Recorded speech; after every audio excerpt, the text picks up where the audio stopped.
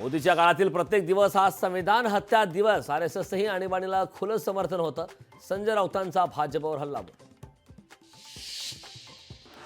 गद्दारांना निवडून आणलं. विधान परिषद निवडणुकीवरून संजय राऊतांचा सत्ताधाऱ्यांवर हल्लाबोल. तर काल काही अपक्ष आमदारांना 2 एकर जमीन दिल्याचाही राऊतांचा आरोप.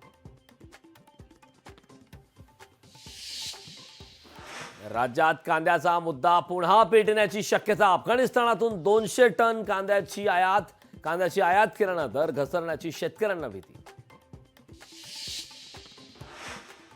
नारायण राणेंच्या खासदारकीला विनायक राऊतांचं आव्हान. विनायक राऊतांकडून हायकोर्टात याचिका दाखल. मतदारांना धमकावून विजय मिळवल्याचा राऊतांचा आरोप. मंत्री अब्दुल सत्तारांना कोर्टाचा झटका. अब्दुल सत्तारांच्या मुलाच्या शिक्षण संस्थेच्या कॉलेजची मान्यता रद्द. कॉलेजची मान्यता कायदेशीर असल्याचा आरोप. संभाजीनगरात धार्मिक कट्टरतेच्या नावाखाली इसिसचे जाळे. जिल्ह्यातील 50 तरुण इसिसच्या संपर्कात असल्याची माहिती.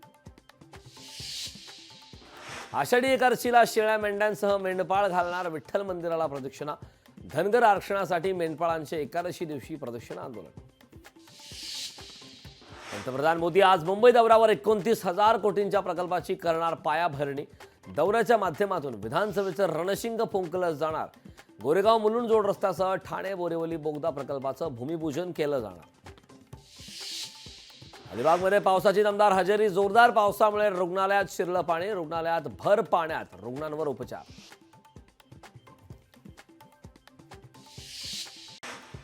एकोणीस तारखेला काँग्रेस कार्यकारिणीची बैठक. विधानसभा निवडणुकीच्या तयारीबाबत आढावा घेतला जाणार. रत्नागिरी जिल्ह्यात महाविकास आघाडीत बिघाडीची शक्यता. शिवसेना उद्धव बाळासाहेब ठाकरे पक्षाच्या राजापूर लांजा मतदारसंघावर काँग्रेसचा डोळा. काँग्रेसकडून है तयार हम या आशयाचे बॅनर. राज्यात अवैध वृक्षतोड केल्यास 50,000 रुपये दंड ठोठावला जाणार. वनमंत्री सुधीर मुनगंटीवारांचा निर्णय. पूजा खेडकरच्या आईकडील रिव्हॉल्व्हरचे लायसन्स आणि रिव्हॉल्व्हर पोलीस करणार जप्त. तर मनोरमा खेडकर यांना पोलिसांची कारणे दाखवा नोटीस. मराठा क्रांती मोर्चाची बॅनरबाजी. मराठा आरक्षणाबाबत महाविकास आघाडीने भूमिका जाहीर करावी. मंत्रालय परिसरात केली बॅनरबाजी. विधान परिषदेवर पिंपरी चिंचवडच्या अमित गोरखे यांची वर्णी लागतात. शहरात भाजपकडून जल्लोष. भाजपच्या पदाधिकारी कार्यकर्त्यांकडून जोरदार जल्लोष.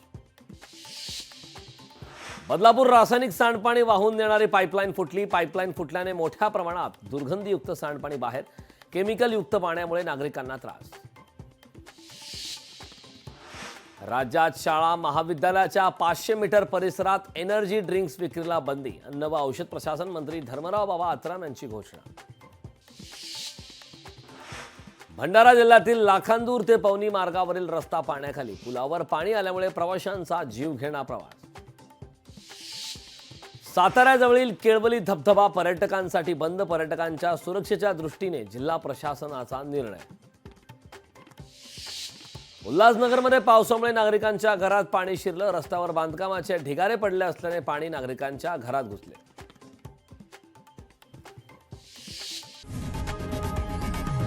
लोकशाही मराठी ऐका, पहा, जागरूक रहा.